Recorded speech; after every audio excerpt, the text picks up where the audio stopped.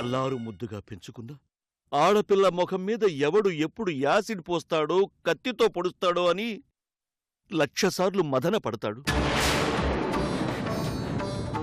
పుట్టినప్పుడు మీ కాలికి పెట్టే దిష్టి చుక్క దగ్గర్నుంచి పెద్దయ్యాక మీ నుదుటన దిద్దే కళ్యాణ తిలకం వరకు ఒక తండ్రి ఎంత నరకం అనుభవిస్తాడో తెలుసా నీకు?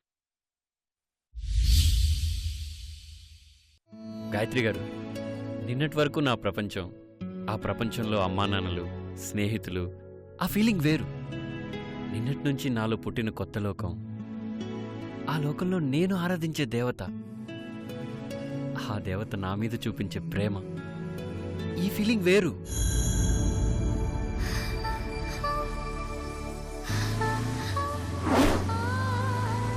గాయత్రి గారు, నిజమైన ప్రేమ తొలకరి వాన చినుకులా, తొలి సంధ్యా కిరణంలా, మంచు కడిగిన ముత్యంలా ఉంటుందని కవులు చెప్తే ఏమో అనుకున్నాను. But it's true, 100% true. ఒక్క నిమిషం మిమ్మల్ని చూడకపోతే ఏదో కోల్పోతున్నట్టు అనిపిస్తుంది.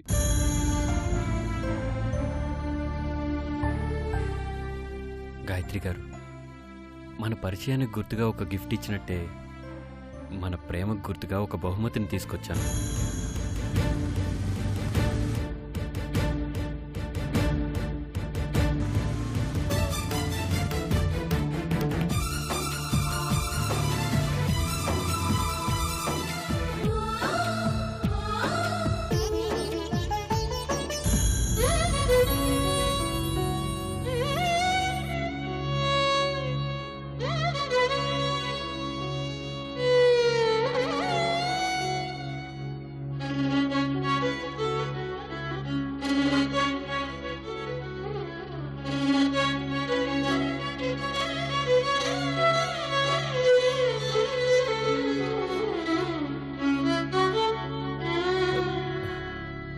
గాయత్రి గారు, ఇది నేను, ఇది మీరు, వీళ్ళేమో, ఇదేమో జూనియర్ గాయత్రి, జూనియర్ కిరణ్.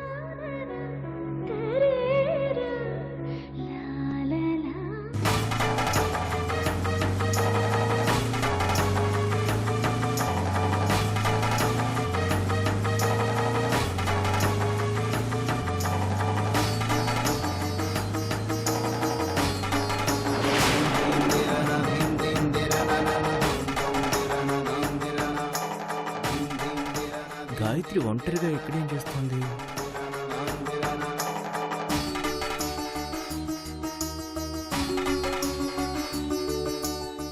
గాయత్రి గారు, మన ప్రేమ పెళ్లి వరకు వెళ్ళాలి. మన ప్రేమకు గుర్తుగా మన ప్రతిరూపాలు మన ఇంట్లో తిరగాలి.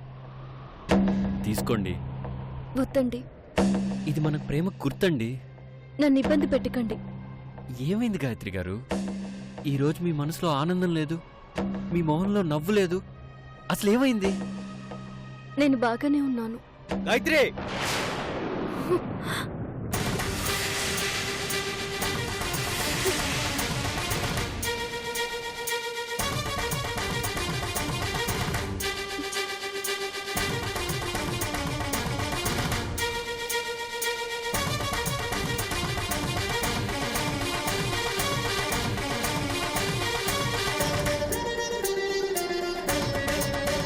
ఇక్కడేం చేస్తున్నావు అమ్మా? ఫ్రెండ్ కోసం వెయిట్ చేస్తున్నాను అన్నయ్య. ఇక్కడ? అది తను ఇక్కడికే వస్తానంది. సరే అమ్మాయి నెంబర్ చెప్పు, ఫోన్ చేస్తాను.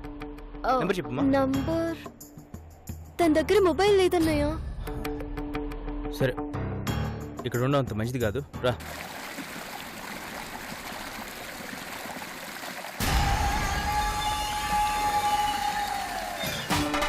ఇన్స్టిట్యూట్ దగ్గర నేను డ్రాప్ చేస్తాను, రామ్మా. దా ఇకమ్మా. వస్తున్నాను.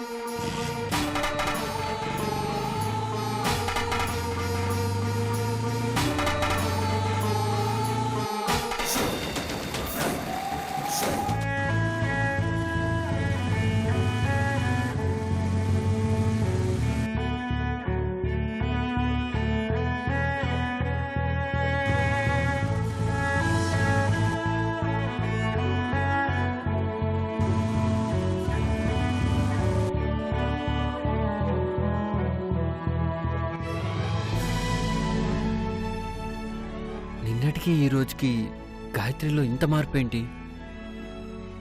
ఏమైంటుంది? చూస్తుంటే ఇది విడిపోయే ప్రేమలా ఉంది కానీ కలిసే ప్రేమలా లేదు. అంటే అదే నువ్వన్నట్టు మహావృక్షంలా కాకుండా పిచ్చి మొక్కలా చచ్చిపోతుంది అనిపిస్తోంది. చచ్చిపోదమ్మా, పాపం పెరిగినట్టు పెరిగిపోతుంది. ఆ నమ్మకం నాకుంది. ఖచ్చితంగా ఈ ప్రేమ చెట్టు మహావృక్షం అవుతుంది. నేను గొడ్డలితో నరికినప్పుడు కూలిపోతుంది. లేదమ్మా, నేను చెప్పినట్టే జరుగుతుంది. తండ్రి కోసం, తండ్రి పరువు మర్యాదల కోసం కూతురు ప్రేమ త్యాగం చేస్తుంది. పాలు నీళ్లల్లా కలిసిపోవలసిన వాళ్ళు ఆకాశం భూమిలా విడిపోతారు. మ్మ్హ్. ప్రేమికులు ఎంత దూరమైతే ప్రేమ అంత దగ్గరవుతుందమ్మా. ఈ త్యాగాలు, ఈ ఎడబాట్లు తాత్కాలికమేనమ్మా. చూస్తూ ఉండు. ప్రేమించిన వాడి కోసం పరువు మర్యాదలని మంటగలిపి వాడితో పారిపోతుంది. వాళ్ళు కలిసి చావడానికైనా సిద్ధపడతారు గాని కలిసి బ్రతకకుండా ఉండలేరు. అమ్మ మాటే నిజమవుతుందో లేదో నువ్వే చూస్తావుగా.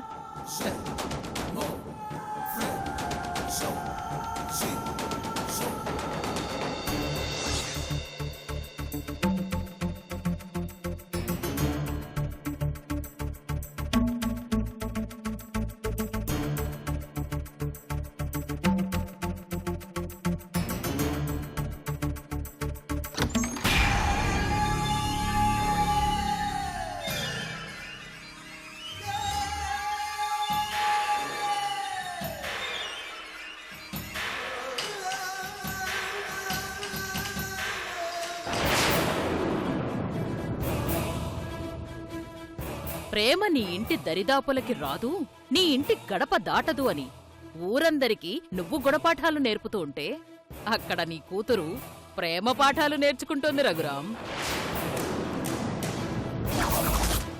నీ కూతురు ఒక్కొక్క పువ్వు వేసి ప్రేమదండ కడుతోంది. ఏదో ఒకరోజు ఆ దండ వాళ్ళ పెళ్లి దండవుతుంది. ఆ దండే వెంకట్రావుకి నువ్వు వేసిన దండవుతుంది. అప్పుడు నువ్వేం చేస్తావో ఈ కళ్ళారా చూడాలి.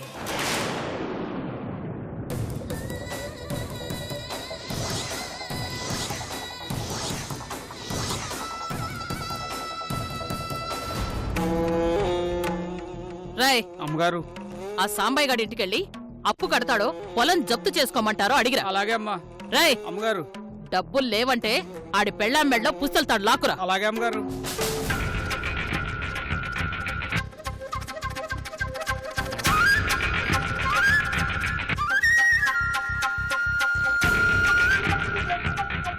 ఏంటమ్మా అలా చూస్తున్నావు? రఘురాం గారు నాకేమవుతారమ్మా?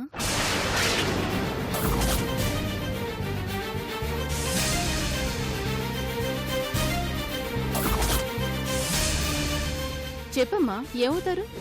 నీకేమవుతారు? ఏమీ కాదు. పోనీ నీకేమవుతారు?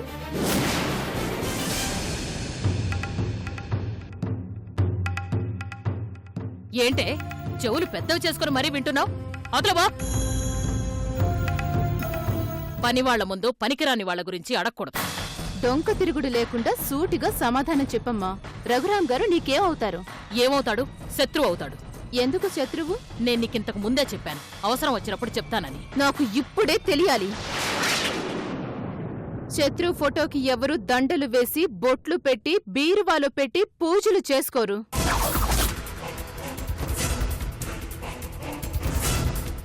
పైగా బతికున్నవాడికి. చచ్చినవాడికి తద్దినాలు పెట్టడం, దీపాలు పెట్టడం మామూలేనమ్మా. చావాలని కోరుకునేవాడికి పెట్టడమే విచిత్రం. పగకైనా ప్రేమకైనా ఒక బంధం ఉంటుంది. నీకు ఆయనకి ఏ బంధం ఉందో చెప్పమ్మా.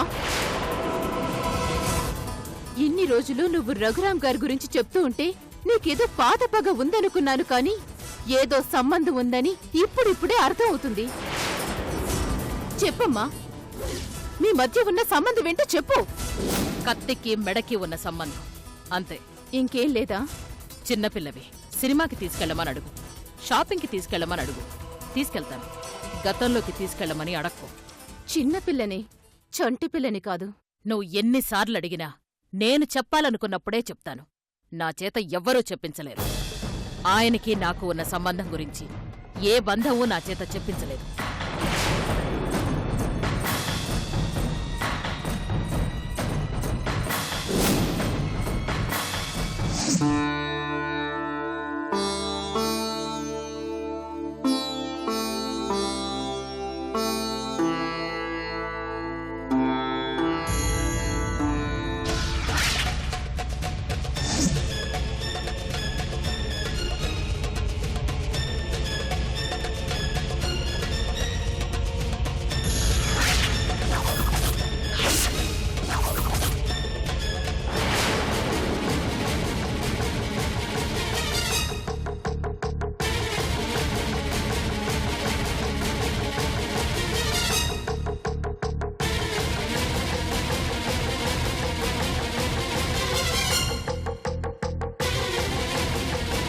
లోపలికి రావచ్చా పెద్దనాన్న?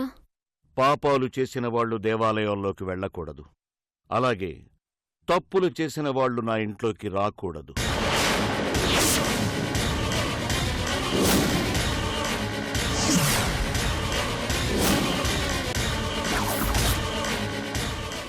ఈ ఇల్లు నీ ఇల్లులా ఎంతో చనువుగా వచ్చేదానివి. అలాంటిది ఈ రోజున గుమ్మంలోకి అడుగు పెట్టడానికి నీ గుండెల్లో ధైర్యం సరిపోటలేదంటే ఆ పరిస్థితి నువ్వు తెచ్చుకుందే కదమ్మా.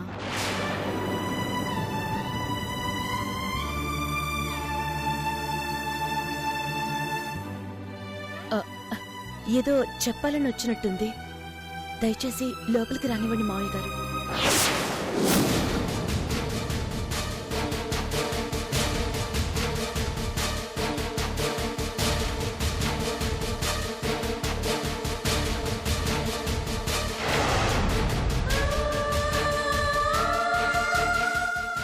నాన్న తర్వాత నాన్న మీరు.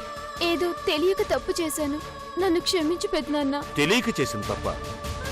తెలియకుండా మనం నచ్చని బట్టలైనా వేసుకోమే. అలాంటిది నీకు నచ్చిన మనిషితో వెళ్ళిపోయావు. ఇది తెలియక చేసిన తప్ప ఎలా అవుతుంది?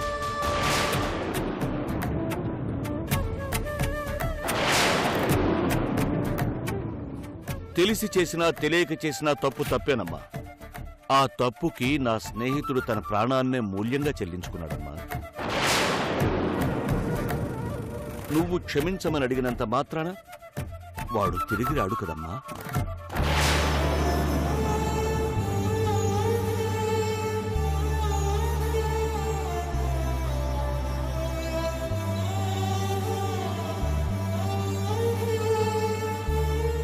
చూడమ్మా, బంధువు చచ్చిపోతే 4 నెలలు ఏడ్చి ఊరుకునేవాణ్ణి.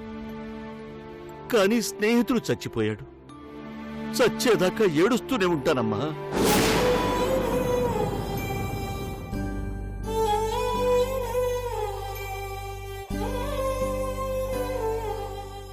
కొడుకు గుండెల మీద తన్నినప్పుడు ఏ తండ్రైనా భరిస్తాడు.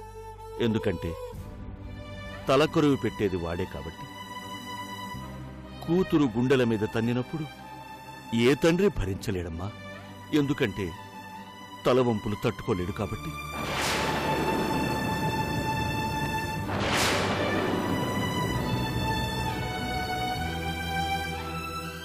ఆడపిల్లకి అందం ఉంటే సరిపోదమ్మా, అభిమానం ఉండాలి. ఆడపిల్ల అల్లరి చేస్తే ఇంట్లో వాళ్ళకి ముద్దుగా ఉంటుంది. అదే ఆడపిల్ల అల్లరి పాలు చేస్తే జనాలకి లోకువగా ఉంటుంది.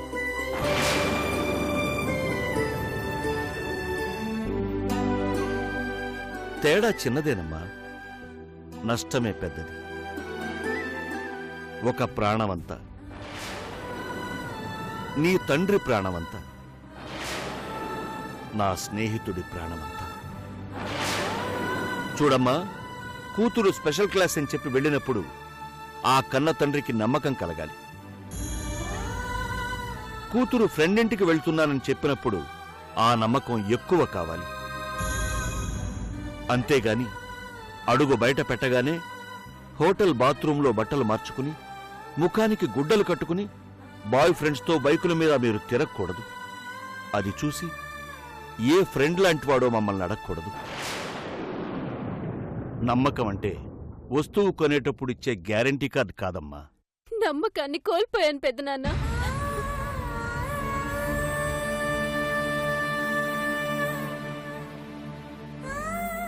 అందుకే క్షమించమని అడగడానికి వచ్చాను. తప్పులు చేసిన వాళ్ళకి శిక్షలే వేశాను, క్షమాభిక్షలు పెట్టలేదమ్మా. వృత్తిలోనే కాదు, జీవితంలోనూ అంతే. కోర్టులోనే కాదు, ఇంట్లోనూ అంతే. ప్రదేశం మారినా మనస్తత్వాన్ని మార్చుకునే మనిషిని కాదమ్మా. కనీసం మీ ఆశీర్వాదమైనా. నువ్వు కట్టుకునే బట్టల గురించే 10 సార్లు ఆలోచించినవాడు నువ్వు కట్టుకోబోయేవాడి గురించి ఎన్నిసార్లు ఆలోచించుంటాడమ్మా. అలాంటివాడి ఆశీర్వాదమే లేనప్పుడు నేనెలా ఆశీర్వదించగలనమ్మా?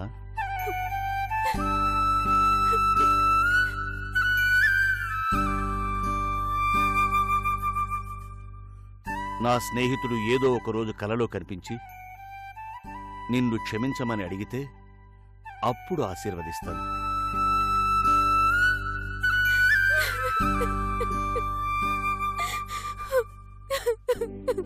అప్పటి వరకు నా కంటికి కనిపించకు.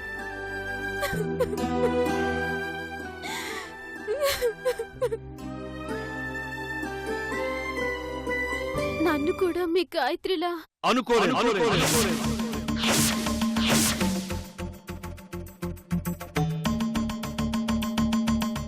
నా కూతురు దేవుడికిచ్చే హారతి లాంటిది, ఎంతో పవిత్రమైనది. అది నా పెంపకం, అది నా నమ్మకం.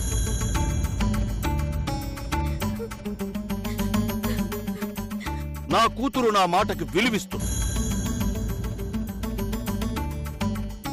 నా ప్రేమకు విలువిస్తుంది. నా ఇంటి పరువును కాపాడుతుంది. నా పిల్లలు నాన్న అన్న మాటకి గౌరవం ఇస్తారు, నన్ను గెలిపిస్తారు.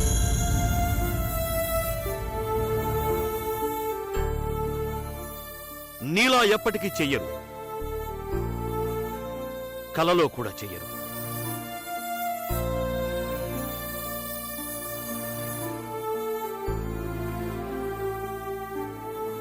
నా కూతురుతో నీకేమిటి పోలిక? నీ జీవితానికి సంబంధించిన నిర్ణయం నువ్వే తీసుకున్నావు కదా.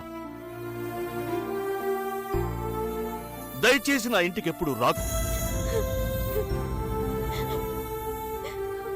నీతులు చెప్పే పెద్ద మనిషి ధర్మాన్ని తప్పుతున్నాడని ఎవరైనా అంటే ఈ గుండె తట్టుకోలేదు. వెళ్ళమ్మా, మళ్ళీ కనిపించి ఈ గాయాన్ని పెద్ద చేయకు. వెళ్ళు.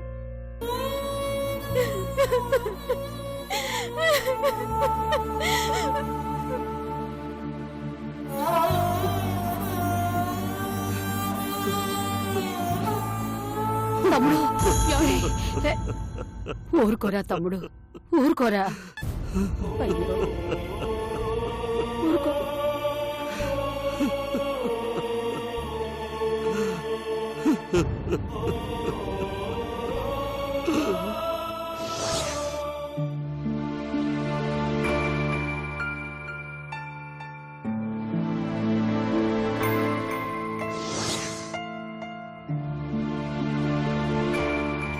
నా కూతురు దేవుడికిచ్చే హారతి లాంటిది, అది నా పెంపకం, అది నా నమ్మకం.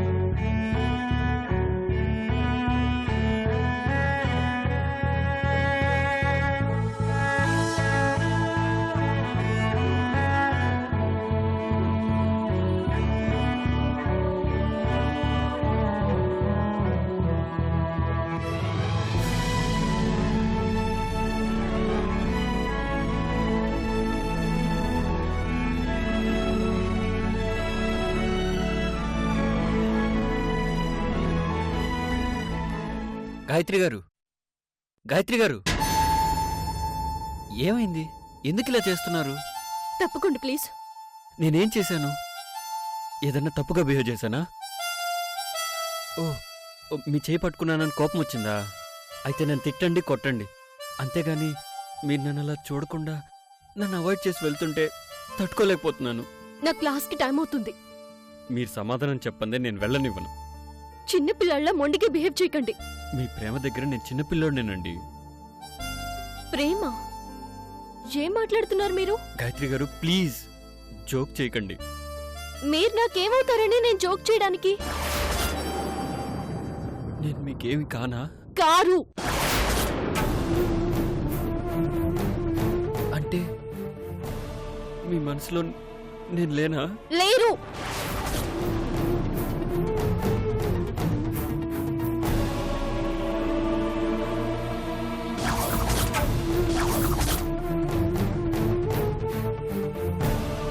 మీరు నన్ను ఇష్టపడింది, ప్రేమించింది.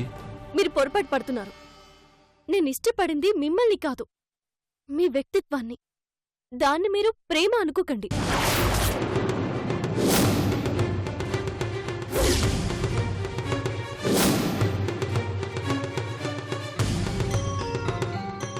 ఇష్టం వేరు, ప్రేమ వేరు. గాయత్రి గారు, మరి ఆ రోజు మీరు ఫ్లవర్ వేసి మీరు చాలా మెచ్యూర్డ్ అనుకున్నాను. ఇంత ఇమ్మెచ్యూర్డ్ గా ఆలోచిస్తారని నేను అనుకోలేదు.